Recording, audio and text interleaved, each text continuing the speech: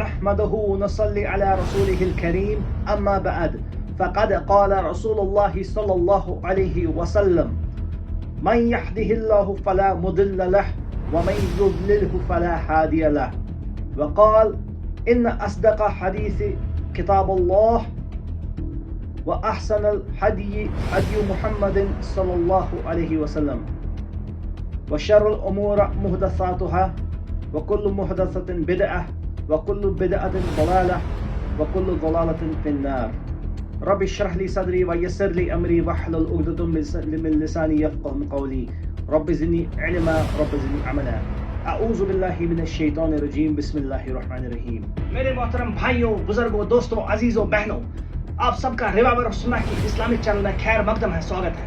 میں ہوں آپ کا میزبان ابراہیم بیگ، اور آج کا جو موضوع ہونے والا ہے وہ ہونے والا ہے منشیات یا ڈرگ ایڈکشن. سب سے پہلے میں آپ سب سے گزارش کرنا چاہوں گا کہ نیچے دیے گئے فالو یا سبسکرائب بٹن کو کلک کر کے ہماری چینل کو فالو کریں تاکہ اس جیسی اسلامک ویڈیوز کا آپ لابھ اور فائدہ اٹھا سکیں. اور آپ کے صدقے، آپ کے نامہ عمل میں ایک بہت بڑا صدقہ جاریہ اور ایک بہت بڑا ریوارڈ لکھا جائے گا اگر آپ بینیفیشل نالج کو، فائدہ مند نالج کو، دوسروں کو فائدہ دینے والی نالج کو خود بھی سیکھیں اور آگے بھی سکھائیں. تو چلیے دوستو شروع کرتے ہیں. منشیات یا ڈرگز ایڈکشن. شیطان ایک بہت بڑا آرچ انیمی، جانی دشمن ہے انسان کا. جب سے دنیا پیدا ہوئی تب سے یہ دشمنی چلتے آ رہی ہے اور روز قیامت کی صبح تک چلتے رہے گی. شیطان نے اللہ رب العزت سے اس وقت ایک وعدہ کیا تھا جبکہ اس کو جنت سے اللہ رب العزت نے خارج کیا تھا، نکال دیا تھا. اور وہ وعدہ یہ تھا کہ والا اضللنہم، میں ان سب کو، انسانوں کو بھٹکاتے رہوں گا، ان کے دائیں سے آؤں گا، ان کے بائیں سے آؤں گا، صراط المستقیم کے سیدھے راستے پہ، شریعت کے سیدھے راستے پہ ان کو چلنے نہیں دوں گا، بلکہ ان کے لیے میں نئی نئی راستوں کی تجویز بناتے رہوں گا جن سے یہ بھٹکتے رہیں اور صراط المستقیم سے یہ بہکتے رہے، یہ ڈائیورٹ ہوتے رہے، زگزیگ کرتے رہے. اور شیطان کی بڑی اسٹریٹجیز میں سے ایک اسٹریٹجی ہے ڈرگ ایڈکشن یا منشیات، جس اسٹریٹجی کی آج بہت سارے یوتھ، بہت سارے جوان شکار بن چکے ہیں.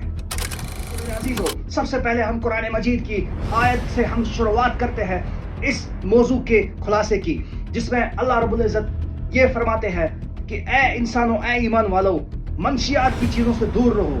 جس میں خمر آتا ہے. خمر کا عربی لفظ جو ہے اس کا مطلب نکلتا ہے ایسی کوئی بھی چیز جس سے انسان نشے میں چلے جائے. اس میں شراب بھی آ سکتی ہے، اس میں سگریٹ بھی آ سکتی ہے، اس میں ڈرگز بھی آ سکتے ہیں. الگ الگ ڈرگز میں ان کا نام نہیں لینا چاہتا کیونکہ اس سے بھی، نام لینے سے بھی، نام سننے سے بھی ایک ڈرگ ایڈکٹ متاثر ہوتا ہے، یا جو ایک بندہ کسی سوچ میں ہوتا ہے، ایک ایکسپیریمنٹ کے فیز میں ہوتا ہے، وہ ان کے نام سن کے متاثر ہو جاتا ہے. تو جتنے بھی ڈرگز ہیں، سگریٹ ہے، تمباکو ہے، شراب ہے، شراب کی جو الگ الگ قسمیں ہیں، وہ سارے خمر میں آتے ہیں. تو منشیات ہے کیا میرے دوستوں؟ منشیات ایسی کوئی بھی چیز ہے جو انسان کو نشے کی حالت میں دھت کر دے، انسان کے سوچنے کی جو صلاحیت ہے، انسان کے ڈیسیژن لینے کی، فیصلہ کرنے کی جو صلاحیت ہے، اس کو امپیئر کر دے، اس کو چینج کر دے، تبدیلی لائے، اس کے دماغ کو وہ ہائی جیک کر دیتا ہے. جیسے ایک پلین کوئی کڈنیپرز ہائی جیک کرتے ہیں، یا گاڑی کوئی کڈنیپرز ہائی جیک کرتے ہیں، چوری کر کے لے جاتے ہیں، اسی طریقے سے ایک جو ڈرگز ہوتے ہیں، جس کا وہ ایڈکٹ، جو ایک بندہ کسی بھی ڈرگز کا ایڈکٹ ہو، اس ڈرگ کی لت جب تک اس کو نہ ملے، جب تک اس ڈرگز کا ڈوز اس کو نہ ملے، تب تک وہ قرار سے بیٹھ نہیں پاتا. اس نے اس کے مائنڈ کو ہائی جیک کیا ہوتا ہے. میرے دوستوں، جیسے کہ میں اس سے پہلے والے بیان میں بھی کہہ چکا ہوں کہ ہر کسی انسان کے باڈی میں، خاص کر برین میں، ایک ہارمون ہوتا ہے جس کو ڈوپامین کہتے ہیں. یہ فیل گڈ ہارمون ہوتا ہے. اور اسی طرح ہر کسی انسان کے مائنڈ میں ایک سیٹسفیکٹری یا ایک کسی چیز کو حاصل کرنے کی ایک طلب ہوتی ہے، ایک طمع ہوتی ہے. اور یہ جو انسان کا ڈوپامین ہے، جب یہ ریلیز ہوتا ہے تب جا کے اس کو وہ سیٹسفیکشن ملتی ہے. ایک انسان، نارمل انسان جو ہوتا ہے، جو ہیلدی انسان ہوتا ہے، اس کو ہیلدی ایکٹیویٹیز سے یا سیٹسفیکٹری ایکٹیویٹیز سے، جو کہ اللہ تعالیٰ نے نیچرل ایکٹیویٹیز رکھی ہے، جیسے کہ ازدواجی تعلقات اپنی زوجہ سے، اپنی بیوی سے کرنا، یا تو پھر سپورٹس کھیلنا، ورک آؤٹ کرنا، ایسی ہیلدی ایکٹیویٹیز.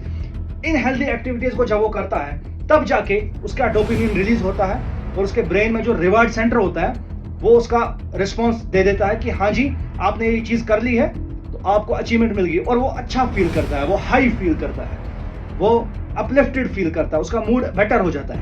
لیکن میرے دوستوں، ایک ڈرگ ایڈکٹ جو ہوتا ہے، اس کے ریوارڈ سینٹر کو ہائی جیک کر دیا جاتا ہے. جو اس کی برین سیلز ہوتی ہے نیورون, وہ اسی حساب سے ایکٹیویٹ ہوتی ہے اور اسی حساب سے کام کرتی ہے جس حساب سے وہ ڈرگز ان کو کمانڈ انسٹرکشنز دیتے رہتا ہے. یعنی کہ اللہ تعالیٰ کا جو نیچرل سسٹم ہے اس ریوارڈ سینٹر کو ایکٹیویٹ کرنے کا اور ڈوپامین کو حاصل کرنے کا, اس کو وہ ہائی جیک کر دیتا ہے. اور یہ جتنے بھی بندے ڈرگ ایڈکٹس ہوتے ہیں ان کو تبھی سیٹسفیکشن ملتی ہے جب کہ یہ ڈرگز کو کنزیوم کرتے ہیں, اور جب ان کو اس چیز کی لت لگ جاتی ہے تب یہ چھوڑ نہیں پاتے, کیونکہ ان کو ریوارڈ حاصل کرنے کا جو سینیریو ہوتا ہے وہ بار بار ان کو تڑپاتے رہتا ہے جب تک کہ ان کو ڈرگز کا ڈوز نہ ملتا. عزیزوں, نبی رحمت صلی اللہ علیہ وسلم کے وقت میں بھی لوگ خمر پینے میں یا شراب پینے میں ملوث ہوتے تھے, لیکن اللہ رب العزت نے 3 الگ الگ آیتیں نازل کی جس سے اس چیز کو پوری طریقے سے حرام قرار کر دیا گیا. کیونکہ اس سے کیا ہوتا تھا, میں آپ کو ایک واقعہ بتاؤں گا. ایک صحابہ تھے جو کہ امامت کیا کرتے تھے, اور اس صحابی کی میموری پاور, اس کا جو فہم ہے وہ بہت شارپ ہوا کرتا تھا, بہت تیز ہوا کرتا تھا.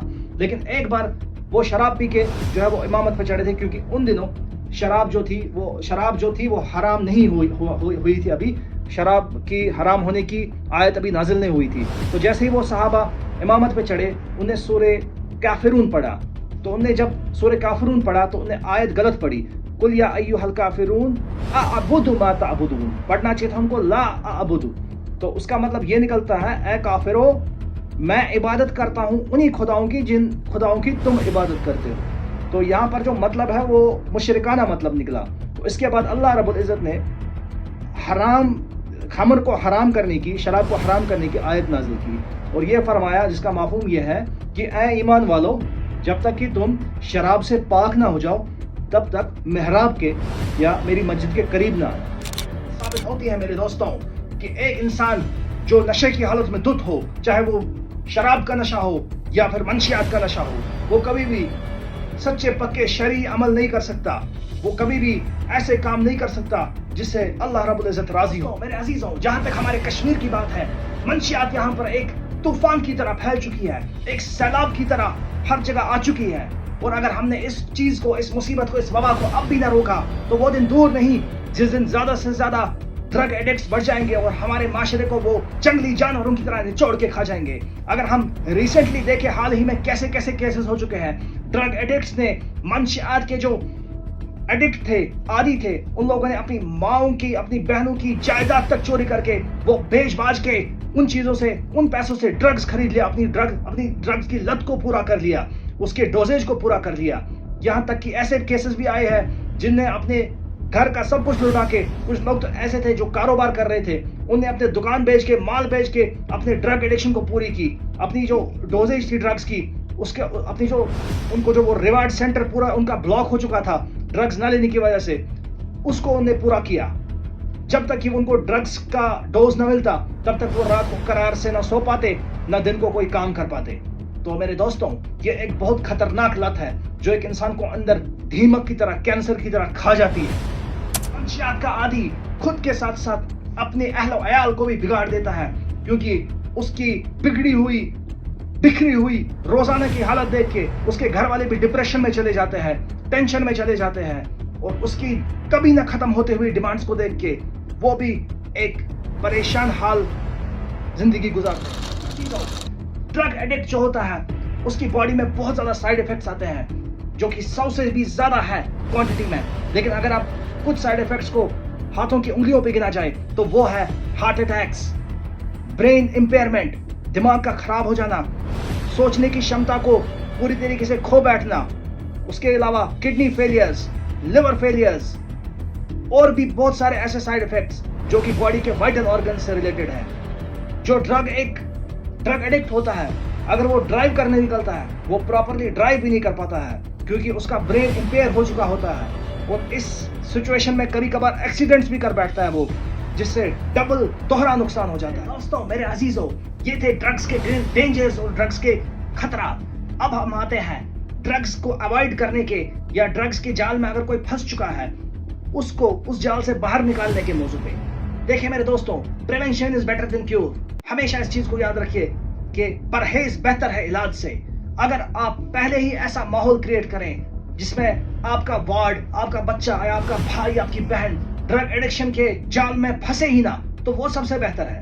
اس کے لیے کچھ ڈفرینٹ اسٹیپس آپ کو لینے پڑیں گے. اور سب سے پہلا اسٹیپ یہ ہے کہ اپنے گھر میں دینی ماحول کو انکلکیٹ کریں, دینی ماحول کو زندہ کریں. صرف دنیائی تعلیم تو ٹھیک ہے, سیکولر ایجوکیشن ٹھیک ہے, کیریئرز ڈیولپ کرنے ہیں, لیکن اس سے بہت زیادہ ضروری ہے اپنے گھر میں قرآن مجید کا ترجمہ پڑھ کے ان کو اپنے گھر والوں کو سمجھانا, سکھانا, حدیث کی تعلیم دینا اور صحیح غلط کی پہچان دینا, مورل ایجوکیشن انکلکیٹ کرنا. مورل ایجوکیشن آپ کو قرآن اور حدیث کی تعلیم سے ملے گی. اور امر بالمعروف نہی عن المنکر کا فریضہ گھر میں ادا کرنا, یعنی کہ نیکی کا حکم دینا, برائی سے روکنا. جیسے ہی آپ اپنے بیٹے کو, بھائی کو, بہن کو غلط کرتے ہوئے دیکھیں, کسی کے ساتھ دیکھیں, ایسے کسی بندے کے ساتھ جس کے ساتھ اسے نہیں ہونا چاہیے, تو اسے روکیے. اگر آپ آج چپ کریں گے تو کل کو آپ کی یہ چپی آپ کے لیے ایک بہت بڑا وبال بنے گی. یاد رکھیے میرے دوستوں, سب سے پہلی چیز گھر میں دینی نالج کو انکلکیٹ کرنا, دینی تعلیم دینا اور دینی تربیت دینا. نمبر 2, غلط کمپنی سے اپنے لوگوں کو, اپنے بچوں کو, اپنے بھائیوں کو, اپنی بہنوں کو دور رکھنا. یعنی کہ ڈیلی مانیٹرنگ کرتے رہنا کہ آپ کا بھائی, آپ کی بہن, آپ کا بیٹا کن لوگوں کے ساتھ اٹھتا بیٹھتا ہے. ایسے لوگوں کے ساتھ اگر وہ بیٹھتا ہے جو چرسی ہو, جو شرابی ہو, جو جواری ہو, جن کا بیک گراؤنڈ بگڑا ہوا ہو, تو یہ آپ کے لیے ایک ڈینجر سائن ہے, یہ آپ کے لیے ایک ریڈ مارک ہے. فٹافٹ اس کو جا کے روکیے اور اس کو ایسے لوگوں سے دور کریے, الگ کریے. کیونکہ رسول اللہ صلی اللہ علیہ وسلم نے فرمایا ایک انسان اپنے دوست کا ہمیشہ رنگ جو ہے وہ لے لیتا ہے. ایک انسان اپنے دوست کے ریلیجن پہ, دین پہ, مذہب پہ ہوتا ہے. تو جیسا جس کا جتنا بھی قریب دوست ہوگا, عزیز دوست ہوگا, وہ اسی کے رنگ پکڑ لے گا. ٹھیک ہے. نمبر 2 کیا ہے, آپ کو نمبر 1 گھر میں دینی تربیت اور نالج کو انکلکیٹ کیجیے. نمبر 2 غلط کمپنی سے, غلط صحبت سے اپنے عزیز کو, اپنے جو آپ کا کلوز ون ہے اس کو دور رکھیے. نمبر 3 ایسے ٹریگرڈ سپاٹس, یعنی کہ شراب کھانے یا ایسے پارکس, ایسے ایریاز خلوت والے جہاں پر یہ ساری چیزیں ہوتی ہیں, ایسے سپاٹ سے ان کو دور رکھیے. ایسی جگہوں پہ ان کو جانے ہی نہ دے جہاں پر ایسے شیطانی اعمال ہوتے رہتے ہیں. نمبر 4 پازیٹیو ہیبٹس یا ہیلدی ہیبٹس ان میں انکلکیٹ کیجیے, ہیلدی ہیبٹس ان میں انسٹل کیجیے, جیسے کہ ایکسرسائز کرنا, جم جانا, یا دینی سرمنز اٹینڈ کرنا, ریلیجس سرمنز اٹینڈ کرنا, healthy platforms, healthy workshops attend کرنا. ایسی جگہوں پہ ان کو بھیجیے جہاں پہ ان کا مائنڈ اور ان کی باڈی ڈیولپ ہو. میرے دوستوں یہ ہائی ٹائم وقت کہ ہم انڈیویجول لیول اور سوشل لیول یعنی انفرادی طور پر, اجتماعی طور پر اس گناہ کو, اس مصیبت کو, وبا ختم کر جڑ سے. ورنہ اگر ایسا نہ کیا تو وہ دن دور نہیں جس دن ہمارا معاشرہ ایک ڈرگ ایڈکٹس یا منشیاتی لوگوں کا معاشرہ بن جائے گا. اور پھر بہت دیر ہو چکی ہے. اس وقت اپنے معاشرے دار. میں ہوں آپ کا میزبان ابراہیم ریوائور. خوش رہیں, آباد رہیں, ڈرگ فری رہیں اور سنتوں پابندی کا زندہ کرنے والا. السلام علیکم.